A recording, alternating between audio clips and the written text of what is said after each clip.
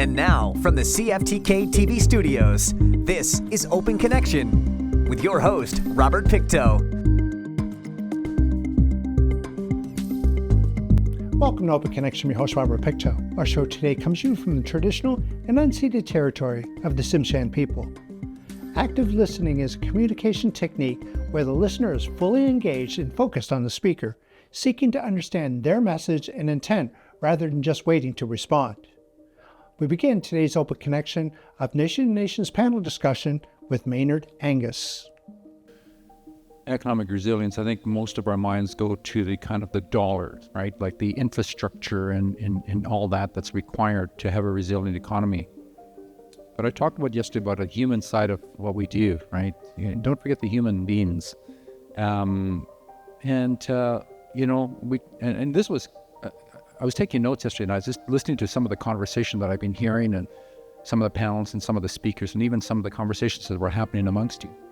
And, you hear the term or the words of partnerships and collaboration and working together and so on. It's all the stuff that we already know that we talk about. And when you talk about a resilient economy, I just want to kind of say, how do you see that in? Because you've all talked about partnerships and you've all talked about working together. Let's talk about that. We've all been into relationships. We've all had good relationships. We've all had bad relationships, unfortunately. And at the end of the day, I think we can draw some key lessons, because one of the points you made yesterday in your comments, Maynard, was we're all human at the end of the day. And so there is a commonality there of humanity. And I think as people, we all understand, what do we appreciate when someone approaches us, when someone actually takes those steps to start to establish a relationship? How are they introducing themselves to you? Are they just talking all about themselves all the time? Are they actually trying to actively listen and learn about you as well? And I think that's the critical part, is forever, it's just been the organizations, the institutions talking amongst themselves, talking in the big towers of Toronto, Vancouver, or Ottawa, and not actually at all listening to the people, talking and communicating, having two-way communication. Because it's still important for institutions and organizations to say their voice, so that as long as it carries with it truth and honesty, and actually then listening to you and evolving that into the ongoing conversation. It's not a short-term thing. Doing a relationship right takes a long time, takes a lot of energy and effort, but it's worth it at the end of the day for everyone. That's why we're social creatures as humans. So it's within us. We just now have to actually be natural with it, I think.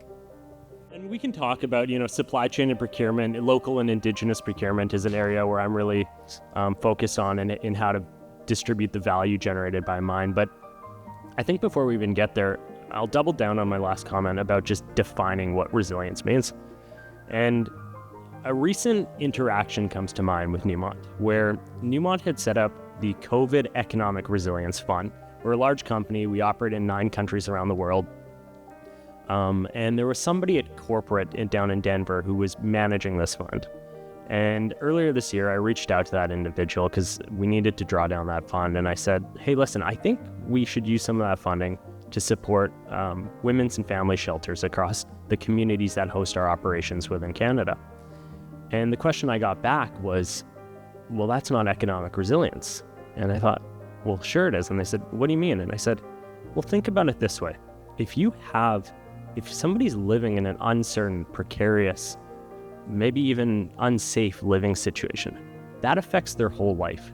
That affects the life of that individual. It affects the life of their kids. That woman, for example, when she leaves the house, she carries that with her. And it's tough to hold down a job. The second you walk into work, you're leaving that situation. And that has a ripple effect throughout the economy and productivity and who you are when you show up to work. Those kids who go to school, they're carrying that with them when they go to school as well. And that impacts their ability to learn. And that has a compounding, cascading effect throughout the economy generationally.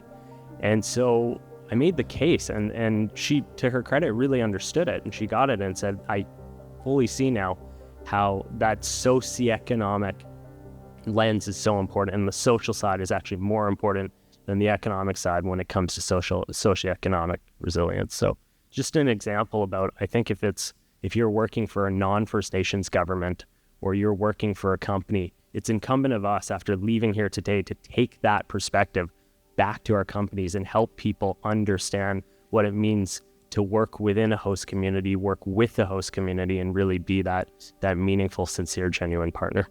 Let's unbundle this definition of resilience just a little bit more, because I think resilience means different things to different people in the same way we heard yesterday. Reconciliation means different things to different people. So I'm going to say a simple definition from my perspective. Resilience is when you've dealt with some kind of hardship, some kind of shock. You're dealing with some kind of hardship, some kind of shock, and you're finding a way through it. And how do you do that? How do you find a way? How do you build resilience?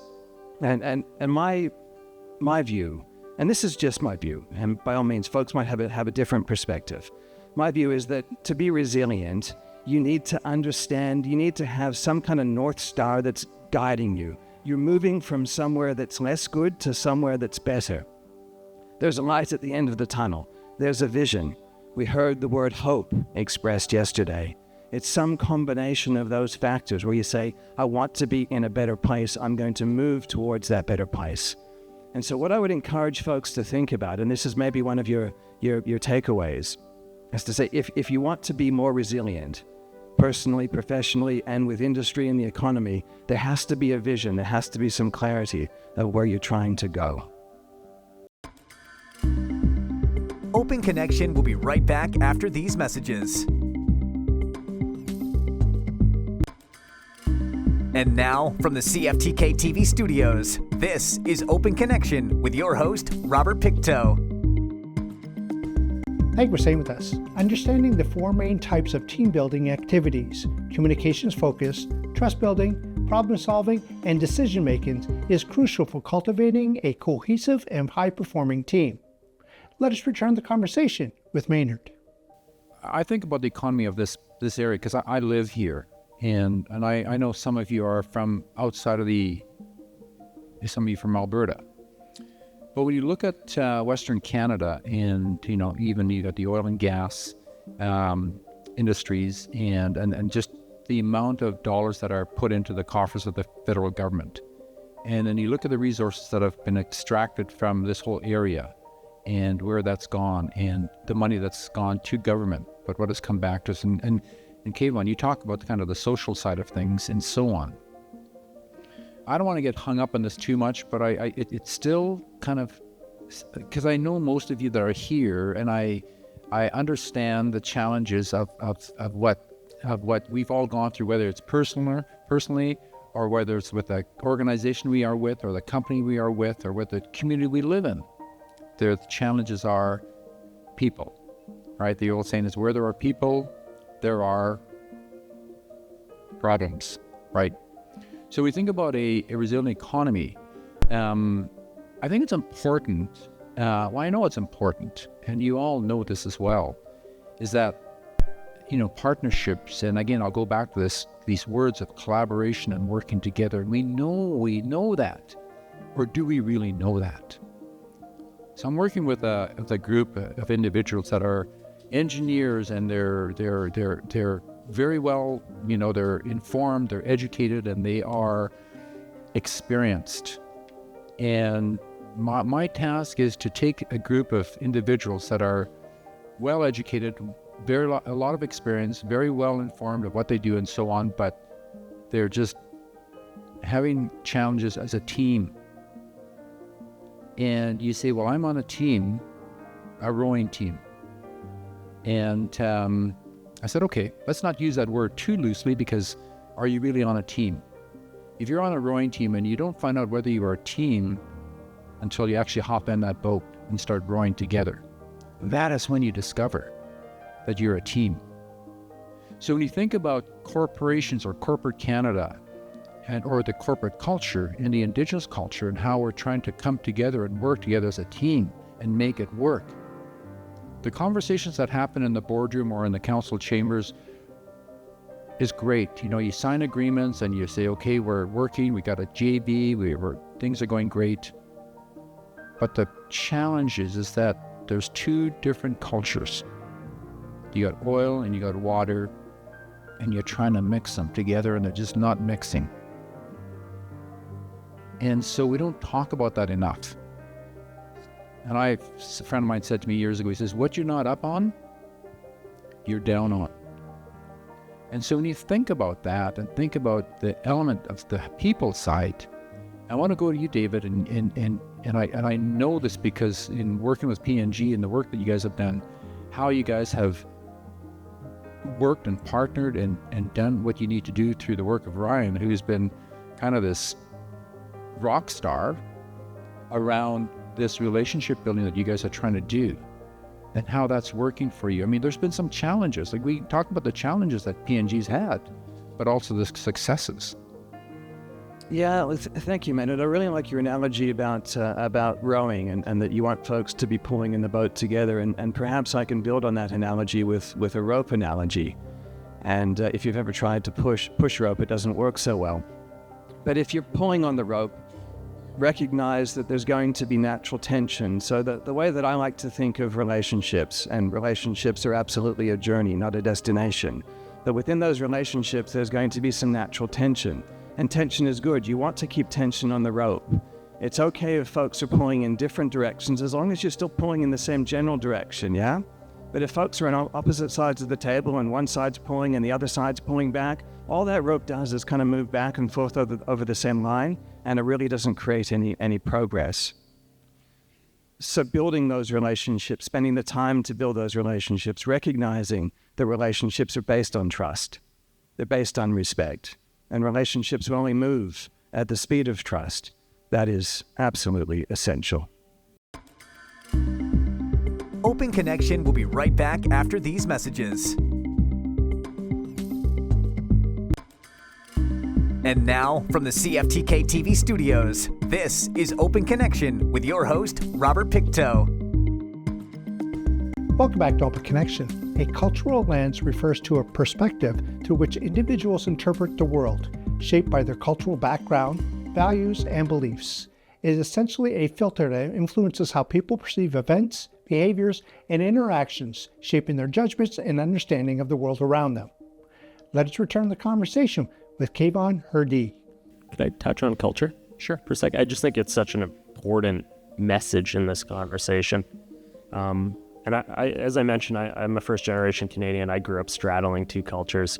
My parents are from Africa, but my ancestry is Indian.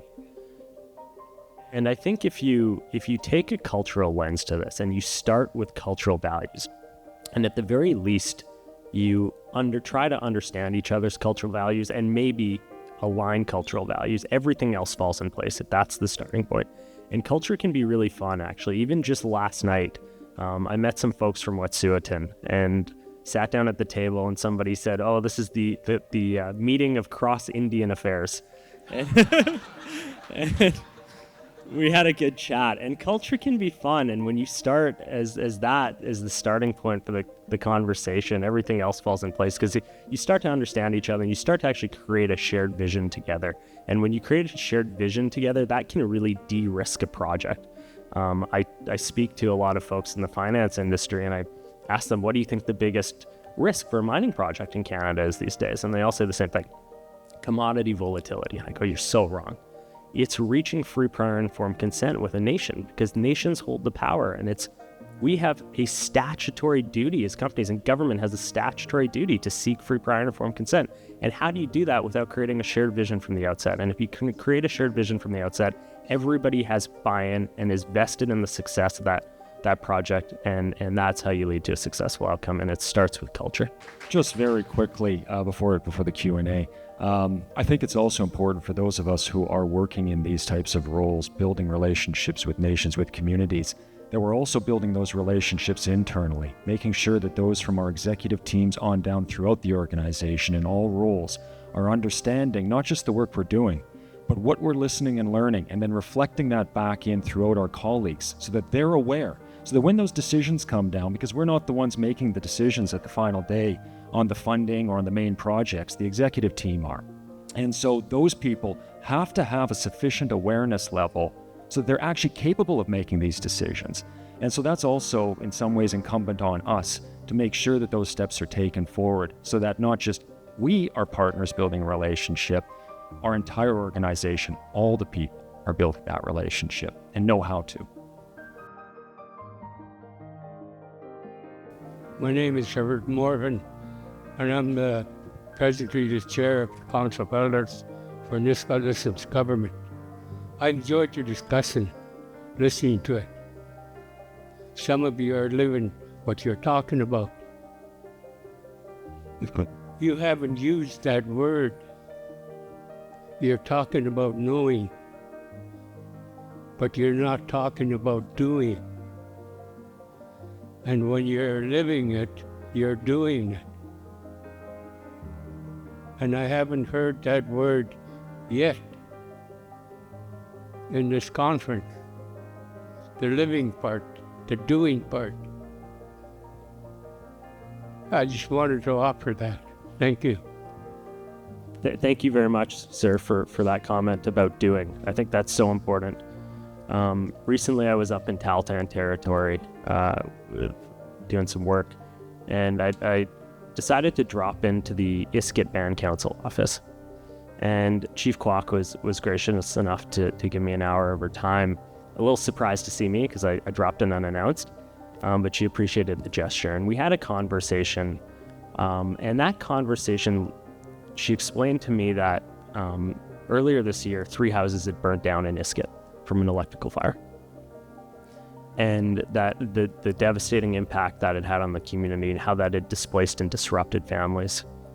And that one conversation of just dropping in to understand ended up turning into doing, because a week later, we were able to kick in about $25,000 to support an electrician to come into community and do assessments and repairs of all the houses in Iskut. We weren't the only ones that contributed funding, but we were able to put in some money. And it shows how when you start with showing up and understanding for just a general conversation, it can really turn into doing quite quickly, if that's your goal. Open Connection will be right back after these messages. And now, from the CFTK-TV studios, this is Open Connection with your host, Robert Pictou.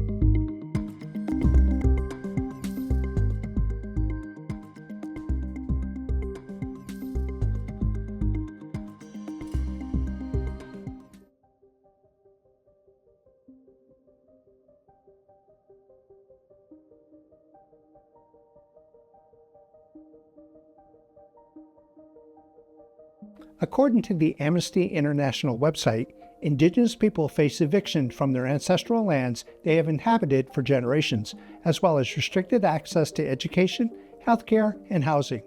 Indigenous human rights defenders are intimidated, attacked, and sometimes even killed, often with the support of the state. In this final segment of Open Connection, a member of the Nisga'a Nation asks a question. Yes, thank you. My name is Charles Morgan. I'm the Secretary-Treasurer for Nisga'a government. One of the things that doesn't get talked about is the stigma of investors wanting to invest in Indigenous communities, but they won't because they always feel the Indigenous community is going to cut and run when things get tough. And that's what they say, even the ones that are promoting ESG. And there's a lot of work that is part of my job for NLG and working with the BC government and the mining industry is getting out that message to investors in places like New York and then London that have the money to invest, especially in the mining industry. But they do say publicly when you're speaking with them, when you're going to try to get them to invest in you, that they have uncertainty because they think we're going to cut and run when things get tough. But we let them know that we understand the markets, how they work, and that they need to begin to really do some training and trust in us, and those things need to be talked about. I think that's such a great point, Charles. And I think corporate kind of corporations have a tendency to think very short term. They think quarterly. Communities are often thinking generationally and long term. And how do we bridge that time orientation? And I think that's where helping people get on the same page with the same vision from the outset, when you start to think 10, 15, 20, 50 years, 100 years down the road, can actually lead to a lot of success in giving certainty to corporations as well. So just a comment about, once again, cultural values when it comes to time orientation and aligning those two. Sure, thank you. Just in closing here, nothing is going to happen overnight, and that's okay. We have to be ready to put in the time on both sides here. And we don't know, it might take a year, because honestly, there's so many economic needs, and I find many nations are actually ready to proceed. In some cases, in many cases, it's actually the organizations that are the ones holding back. And yeah, they put a smile on it now and they try to say nice words about why they're holding back. But at the end of the day, the comfort has to grow inside. So there has to be a bridging. And whether it's us in these types of roles doing the bridging, introducing the relationships throughout, and really increasing that education internally so that decision makers can truly understand and then can introduce and can meet the decision makers in the nations, in the communities, and have a true coming together of minds over time. That's not easy, that's going to take time, but that's the path forward, and that's what creates resilient relationships, when people actually can understand each other's situations. And when a company can understand that each nation, each community has a unique situation. So don't just put a blanket approach across. Instead, actually learn what that situation is and then tailor and discuss the solutions fitting that. Charles, I really value and appreciate your point, and I hope that the pendulum is starting to swing on those investment priorities. It's my genuine belief that in the absence of First Nation endorsement, in the absence of First Nation consent, these projects will not move forward and should not move forward, frankly. So I hope that we see some changes there. I'll close with some comments that I genuinely believe that folks in the North are resilient, that Indigenous peoples are resilient, and as we consider how to advance economic resilience and energy resilience and the importance of these projects, you heard Crystal Smith speak about it yesterday, the value of the Cedar LNG project to the Haisla, how it can revitalize the culture, the identity, the language, the nation. Like, these are those generational opportunities that I think we need to grasp with both hands and use that as our North Star to guide us forward. Free, prior, and informed consent in that process. So that is, it's a reminder that even at the government level, that there's still some policies and processes that need to be effectively corrected, and that only will happen between the rights holder, the landholder, and the government of Canada and the provincial government. Those things need to happen. So, and I'm glad to see that it is happening. Thank you for joining us for this episode of Open Connection. The greatest distance in the existence of man is not from here to there, but the connection from his mind and heart. If we can conquer that distance, we can soar like an eagle and realize our immensity within. I'm Robert Pictou.